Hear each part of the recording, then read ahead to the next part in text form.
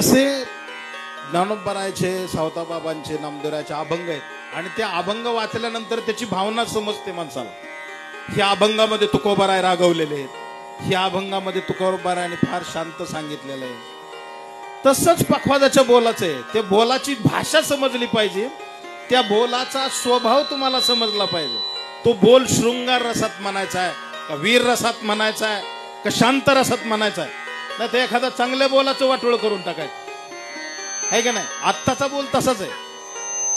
बोल आहे तकधा तकधा किती तका कधी गण था धुम तिथे कधी गण था तकधा तकधा किती तक कधी गण था.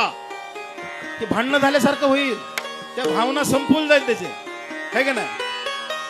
ता तकधत्ता म्हणायचा कसा तो तकधा तकधा किती तका कधी गण था धुम तिथे कधी गण था थकित धा नदा थकित धा नदा थकित धा नदा तकधा तकधा किती तका कधी गण था धुम तिथे कधी गण था थकित धा नदा थकित धा नदा थकित धा नदा तकधा तकधा किती तका कधी गण था धुम तिथे कधी गण था थकित धा नदा थकित धा नदा थकित धा नदा असं म्हणायचं बोलायला.